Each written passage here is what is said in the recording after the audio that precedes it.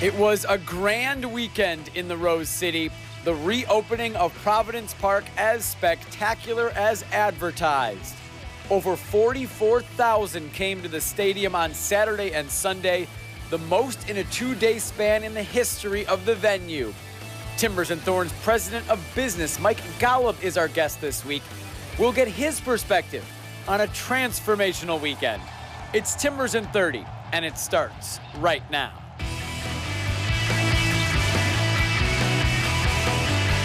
This is Timbers in 30.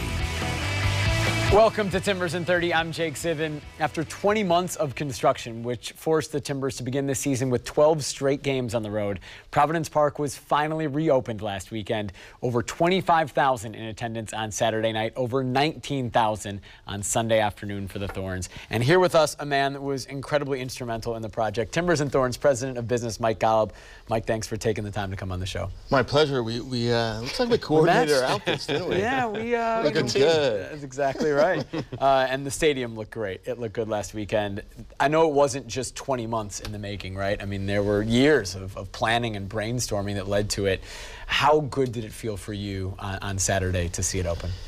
It was really rewarding for all of us. And Ross and I were talking before we got on. Literally thousands of people were involved in this project. At any one time, we had as many as 500 construction workers on the site, and really touched everyone in the organization and so many people around town. And so it was a massive team effort, and to see it finally come to life and to see people stream in and enjoy it the way they did was really rewarding for all of us. There's so many cool stories that you're hearing about. A couple were married outside the stadium. Timber Joey was a part of it. For you, was there a particular moment that you were proud of, given everything that went on for the day, but during the game or before or after, something that stood out to you?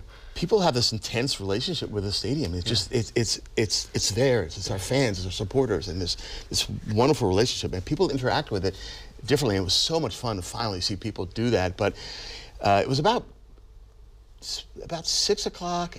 Merritt and I gave Commissioner Don Garber, Commissioner of the MLS, and the Deputy Commissioner, Mark Abbott, a tour. And we walked through the building, and it was so much fun to see the building through their eyes. They've seen stadiums around the league, and for them to be as excited as we were was really fun. But then fans kept coming up to Merritt in particular, but to all of us, but to Merritt, saying, "Thank you for doing this. It's amazing. We love it. Thanks for doing this. It's great." And to see fans react to something we've put our heart and soul in for the last several years was really a fun moment. What was your vantage point during the game? Could you soak it in? Could you sit back and just take it all in, or what did you do? I was pretty keyed up. I'm always keyed up around games, but I was really keyed up because we really wanted to make sure the building came off flawlessly. And as you might imagine, there's so many moving parts. Yeah. Food and beverage and sound and lighting and security, and there's so many moving parts. And so I roamed the building and the news side in particular for the first 30 minutes of the game, obviously during pregame, and then sat down in my usual seats, which are in the KeyBank Club, for most of the second half. But it was a really special moment for all of us. Were you nervous at all? You know, I've never played the game, well, a little bit in high school and college, but never at a high level like you, Ross. But I would imagine it's not too dissimilar to what an athlete feels. Yeah. Charged up, one part nervous, one part totally excited. And so yeah, there was a degree of nervousness because we were, we just care so much about providing the right experience for our fans, and we love this building and we love our supporters, and it's a special alchemy that we have between our supporters and our building, and our supporters are amazing, but it's an amazing building, and together we, I think, create an atmosphere unlike anything in soccer, maybe sports. And we knew that this expansion was going to amplify that and bring it to heights it had never seen, but we weren't sure until we actually came to the building, and it happened. So yeah, nervous, one part nervous, but more excited and proud than anything. It's a massive project. It's not just the new 3 levels. It's not just 4,000 more seats. And fans who were at the stadium, no matter where they were, they saw that, right? I mean, the entire stadium was spruced up, no matter where you were. Can you give a sense of how big of a project this was, as somebody who's been in sports for so long? How big of a project was this? really is tantamount to a new building, made even more complex that we had to do this entire project over the course of 20 months around 3 seasons, Timbers, Thorns, and T2. So it was a very tricky, in a part of town that's surrounded by light rail and city streets and a city-owned, there was a big degree of complexity around the project. And as we've stated a number of times before, we looked at this as a grand reopening, a relaunch, a rebirth of Providence Park. And we wanted every single fan that came through the gate, whether it was the new side or the existing side, to have a whole new experience. And so virtually every part of the building and the experience was thought through and updated and changed, from the scoreboard to the lighting to the sound to the food and beverage to the team store. And so it was an ambitious and audacious undertaking, but we have, for those of you who work with our front office staff know, an amazing group of people, committed, passionate, and very talented. And they busted their proverbial butt for several years to make this happen, and could not have done it without the great team of people that we have behind us. Certainly felt around the league that all eyeballs stopped to watch for June 1st, for Providence Park, for the reopening. Did you feel that? Did you sense that? And what's been the feedback following the match on June 1st? Yeah, you know, we're all very friendly within this business. I got an incredible volume of texts and calls and emails from my friends around sports, around MLS, but around sports, who had read about it or watched the game on ESPN. We had a contingent, the MLS helped organize a contingent of media members from really around the world to come through and spend the weekend at the Timbers game on Saturday and the Thorns game on Sunday. And so we all spent a good deal of time with those visiting media, and it was just great to see it through their eyes. And the articles are starting to come out. So it received really international coverage, and not glass. It's been really incredibly well received by the media and the fans alike. And yeah, it was a pretty big deal in the industry. Timbers are a club that I think kind of was at the forefront of MLS 2.0, and now it seems like at a forefront of 3.0 as well, keeping up with Atlanta and LAFC and leading the way there. How important is the transformation, the grand reopening of Providence Park? How important is that as you guys try to continue to lead the way in a new era of MLS?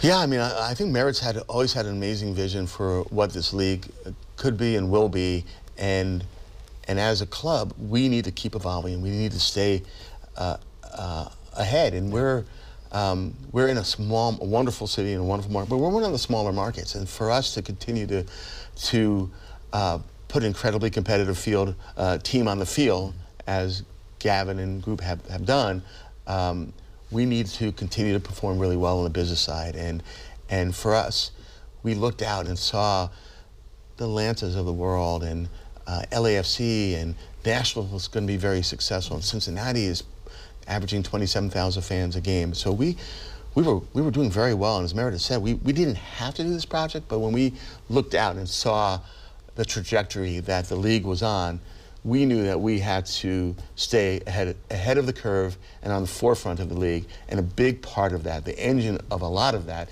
is the venue. And so we felt to position ourselves in the most optimal way in the future that this project was an imperative. On the women's side of the game, I mean, when you look at the 2 days over the weekend, 45,000 people came through the gates of Providence Park.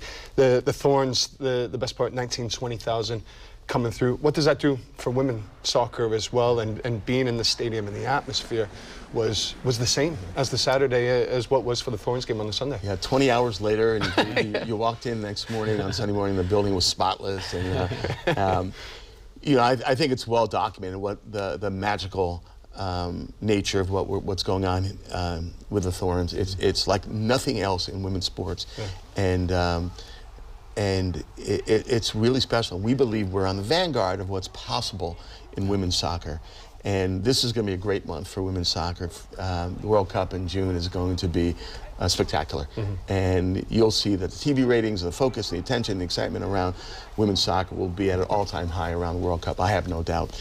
But what we're doing at the club level, on the domestic league level, is like nothing else in the world, and we're very proud of that. And Sunday was another great example of what why the Thorns are so special 19,000 fans, a great environment. And so great things have come for women's soccer, and I think we will be at the vanguard of that. Well, we can't wait to get back into the building. The Thorns on Friday, June 21st. The Timbers on Saturday, June 22nd. Mike, thanks for coming on the show. Congratulations on the reopening of Providence Park. Appreciate it. Later on Timbers in 30, a special look into the process, a 20-month-long time lapse that is such a cool perspective of this new part, the reopening of the stadium being built from the ground up. And up next, it's the Breakaway. We're joined by Timbers.com writer Richard Farley to look back at the month of May in Major League Soccer. Do you know somebody deserving of tickets and a VIP experience at a Timbers match? You can nominate an individual making an impact in your community to be a Safeway hometown hero. Submit your nomination at timbers.com/Safeway hometown hero, and they could be selected for recognition at an upcoming Timbers match. Now back to Timbers in 30. As this is the first breakaway of the month of June, we're going to look back on the month of May with Timbers.com writer Richard Farley. Thanks for taking the time, Richard. Yeah, no, anytime, of course. It's good to be back. We have kind of a three-way kind of way of distinguishing between teams over the past month of May. And let's start with May It Continue. A couple teams surging from the bottom up in the month of May. Colorado, they've won 3 of 4. San Jose, they've won 3 of 5. Yeah, San Jose to me is the one that really jumps out. And maybe it's because we saw one of the first glimpses of this when they played the Timbers. They played so well, but you could also see that this is a team in their style.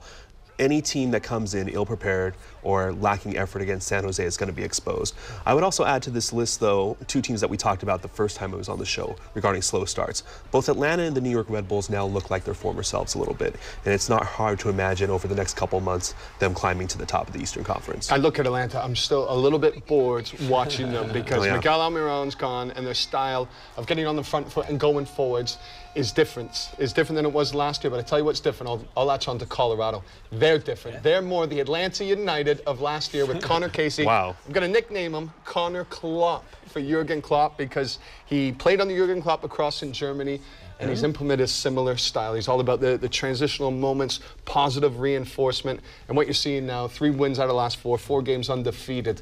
They're fun to watch again. All right, the next group, and Ross came up with these, by the way. May you forced to talk about these. May you be fortunate. A couple teams in playoff position that you think are frauds, Minnesota and Montreal. I'll take Montreal. Yeah. Montreal, I think with Remy Gards, he's been given rave reviews, and you look at them, 8 wins so far this year, but you look at the teams that they've played against, and they've caught teams at the right time. Max Urruti has gone in there to score goals. He's not scoring goals, and he looks like a shadow of his old self. You think of Maxi in a Timbers uniform, he ran around until blue in the face, until his legs, his hamstrings were gone.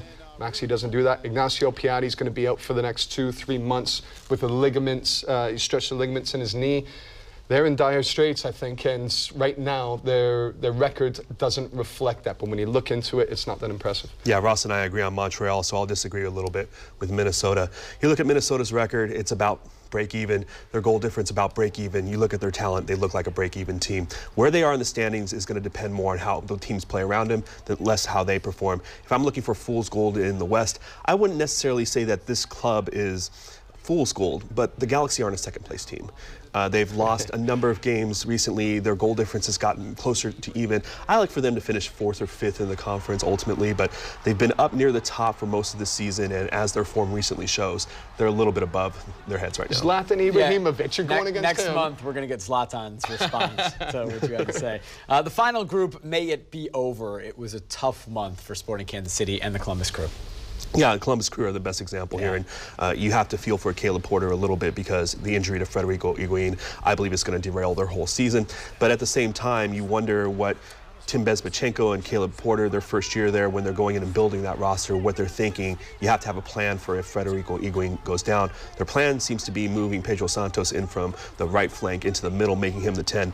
I don't think that's going to work, and I think the Crew are going to miss out on the playoffs. I was shocked with Jossie Zardes being named designated player because they needed a goal scorer. And for me, he's not a pure goal scorer. He's a perhaps goal scorer. When the ball goes into him, he could perhaps put the ball in the net. Just quickly on KC, they have not recovered since Champions League. Since they lost to Monterrey, only 1 win in 9 matches. They've had a number of injuries to the point their head of the sports science athletic trainer was let go after just about 10 years. 2010, he came in and he was dismissed. So things a little bit of a problem for Peter Vermees there. Still a long way to go in the MLS season. We'll see how it all plays out. Richard, thanks for coming on The Breakaway. Yeah, sure. Let's do it in 4 weeks. Yeah, we will. First one in enough July. amount of time. Coming up next, we're going to look ahead to Wednesday's U.S. Open Cup match against who else? It happens every year, seemingly, the Seattle Sounders. And later, a fantastic look at the process to get to last Saturday, a time-lapse of the construction. But before we go to break, here are May's Fleer hot plays. It's saved by Clark! Off of Glad, Valeri! Vintage Valeri! The flag is down. Fernandez! Now Valeri to Chara, all alone. Diego Chara to Fernandez! Oh, Diego Valeri!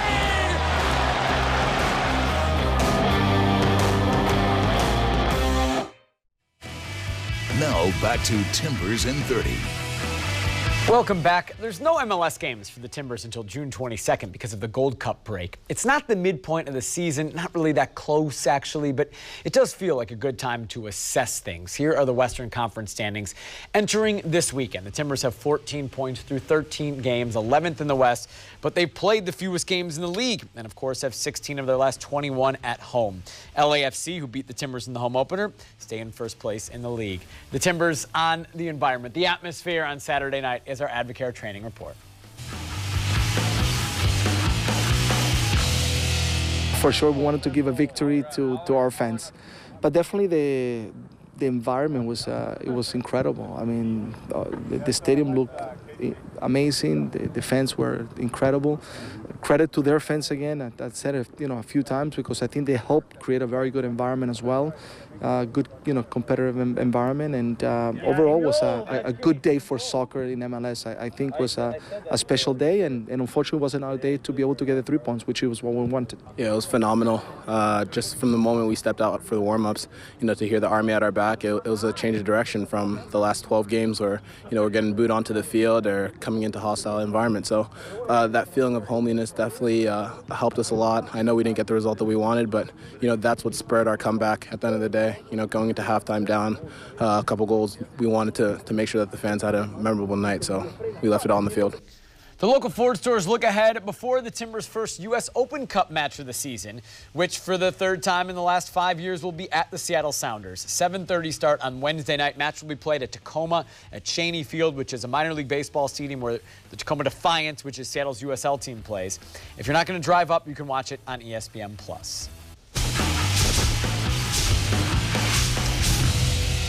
The Thorns have this weekend off, then return to play on Saturday, June 15th, an NWSL Championship rematch against the North Carolina Courage. 4:45 start. You can watch it on Yahoo Sports. You'll, of course, also be watching the Women's World Cup. 9 Thorns are in France, 4 on the U.S. team. Christine Sinclair has the international goal-scoring record in her sight with Canada. Australia features a trio of Thorns, and Andresina will be suiting up for Brazil. You can watch all of the U.S. women's matches right here on Fox 12 Oregon and Fox stations throughout the country. U.S. starts with Thailand on Tuesday at noon, then play Chile on June 16th at 9 a.m., then finish the group stage with Sweden on June 20th at noon. T2 is in action this weekend. They play at the Austin Bold on Saturday at 5:30 p.m. Watch the match on ESPN+. Coming up next, MLS Picks, and we finish the show with a time-lapse look at the construction of Providence Park. Now back to Timbers in 30. We end our show with MLS Picks. Ross is on fire, 5 in a row. He beat Jay Gonzalez 6-3 last week. This week, just 4 games to pick from. Warren Jimenez is your opponent. We'll combine this week with the next one. Gold Cup factor, you got to look at players that will be missing. And Toronto FC just signed Omar Gonzalez. He won't be available. Away with the U.S. men's national team, Josie Altidore away, Michael Bradley, but I still think they'll have enough. San Jose, they are worth the attention right now. They're fun to watch, but so are Colorado. And Connor Klopp, you got to watch him, and you got to bet on him. Warren didn't do that. No Timbers this week, not till June 22nd in MLS play. They'll open their U.S. Open Cup against Seattle on Wednesday. We leave you with an awesome look, a time-lapse of the construction of Providence Park.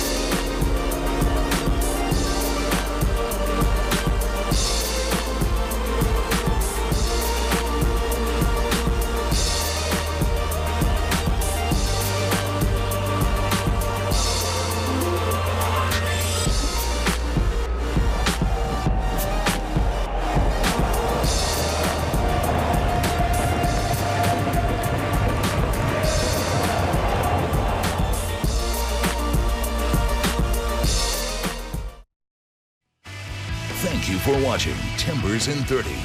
For more on the club, visit timbers.com.